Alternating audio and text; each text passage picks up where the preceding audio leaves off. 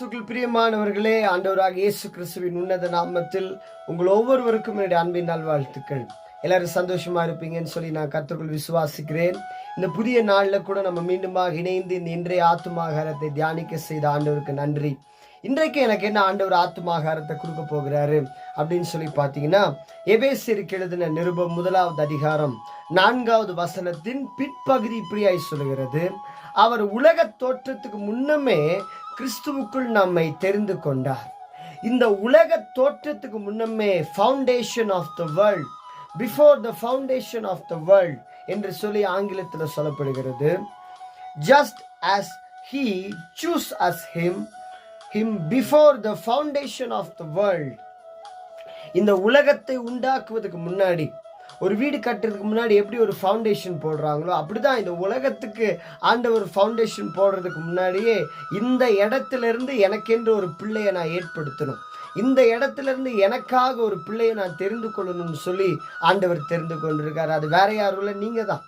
இதை பார்க்கிற அன்பு தேவ பிள்ளையே, சகோதரனே, சகோதரியே, உங்களை தான் ஆண்டவர் உலக தோற்றத்துக்கு முன்னமே தெரிந்து கொண்டிருக்கிறார். தெரிந்து கொள்ளப்பட்டவர்கள் அப்படின்னா சாதாரணமானவர்கள் அல்ல. அவங்க மேலே ஏதோ ஒரு பர்பஸ் இருக்கும். அவங்களை கொண்டு ஆண்டவர் ஏதோ ஒரு காரியத்தை செய்வதற்காக தான் அவர்களை தெரிந்து கொண்டிருக்கிறார். அப்போ இன்னைக்கு இந்த இன்றைய ஆத்துமாகாரத்தை நீங்கள் பார்க்குறீங்கன்னு சொன்னால் அது கூட ஆண்டவருடைய திட்டம் தான். அவரால் தெரிந்து கொள்ளப்பட்டவர்கள் மாத்திரமே இதை பார்க்க முடியும். அவரால் தெரிந்து கொள்ளப்பட்ட பிள்ளைகள் தானே இன்றைக்கு அவருடைய பிள்ளைகளை நம்ம வாழ்கிறோம். நம்மளா அவரை தெரிந்து கொண்டோம். யோவானில் சொல்றாரு, நீங்கள் என்னை தெரிந்து கொள்ளவில்லை, நான் உங்களை தெரிந்து கொண்டேன். You are a chosen people, my dear brother and sister. ஐயோ, நான் சாதாரணமானவன், என்னால் முடியாது, நான் ஒரு புழு, நான் ஒரு பூச்சி, நான் ஒரு மண்ணு. நீங்கள் மண்ணெல்லாம் கிடையாது, நீங்கள் ஒரு பொண்ணு. உங்களை ஆண்டவர் ஒரு பொண்ணை போல தான் பார்க்கிறார். நீங்க ஒரு தங்கத்தை போலதான் ஆண்டவர் உங்களை பார்க்கிறார். நீங்கள் தெரிந்து கொள்ளப்பட்டவர்கள். எதற்காக தெரிந்து கொண்டாராம்? உலக தோற்றத்துக்கு முன்னே நம்மளை தெரிந்து கொண்டார். எதற்காக?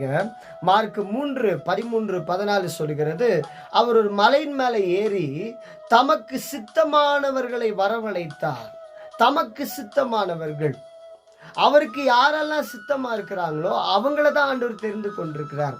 அப்ப இன்னைக்கு நான் சொல்ல முடியும், ஆண்டவர் அவருக்கு சித்தமான உங்களை தான் ஆண்டவர் தெரிந்து கொண்டிருக்கிறார். எதற்காக? தம்மோடு கூட இருக்கும்படியாக.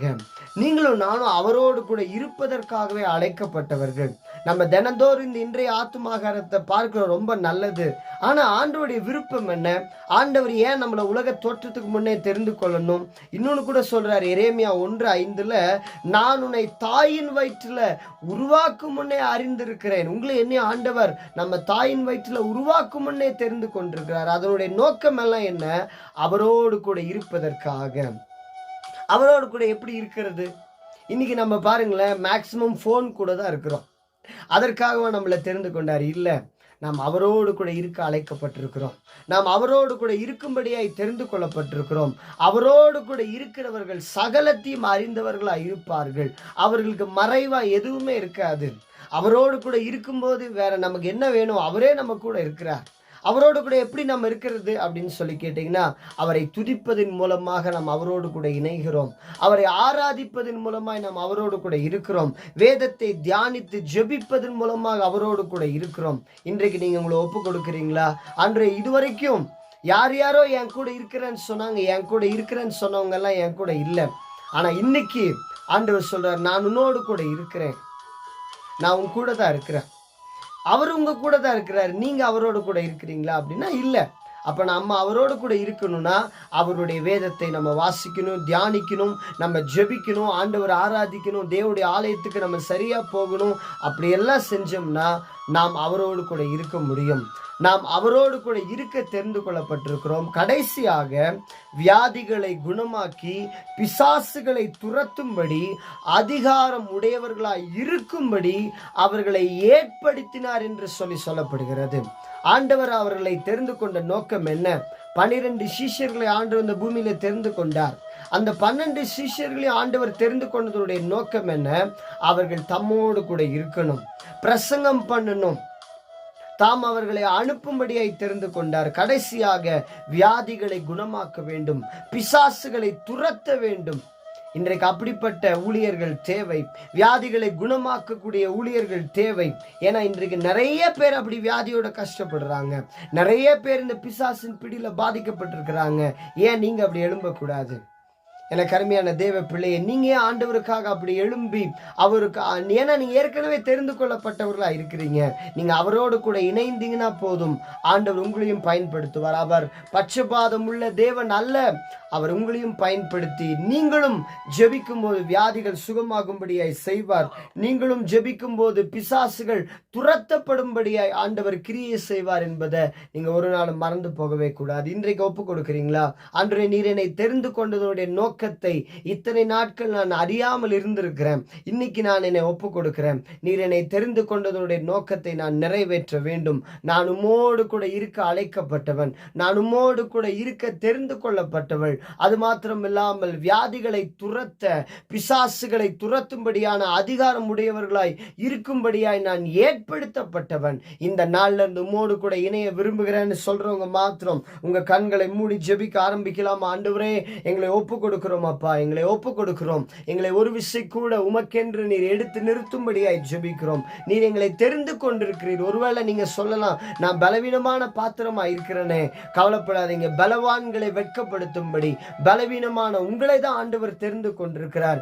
எனக்கு கூட ஆண்டவருக்காக ஏதாவது செய்யணும்னு ஆசை, எனக்கு ஒண்ணுமே இல்லைன்னு சொல்றீங்களா? உள்ளவைகளை அவமாக்கும்படி இல்லாதவைகளாகிய உங்களை தான் ஆண்டவர் தெரிந்து கொண்டிருக்கிறார். உங்களையும் ஆண்டவர் பயன்படுத்த அவரால் முடியும்.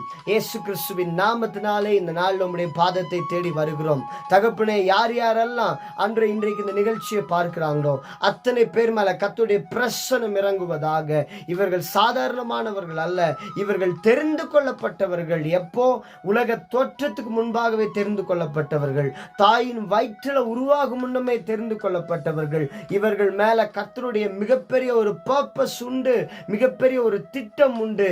அது என்ன திட்டம்? தம்மோடு கூட இருக்க, பிசாசுகளை துரத்த, வியாதிகளை குணமாக்கும்படியாக ஏற்படுத்தப்பட்டவர்கள் இவர்களே.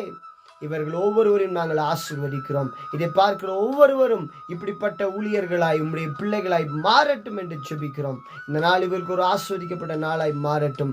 இயேசுவின் நாமத்தில் ஆமென், ஆமென், ஆமென். கருமையான தேவ பிள்ளைகளே, நீங்கள் கர்த்தரால் தெரிந்து கொள்ளப்பட்டவர்கள், அவரால் முன்குறிக்கப்பட்டவர்கள், அவர்களால் பயன்படுத்த அழைக்கப்பட்டவர்களாக இருக்கிறீர்கள். ஆகவே கர்த்தருக்காக பிரகாசியுங்கள்.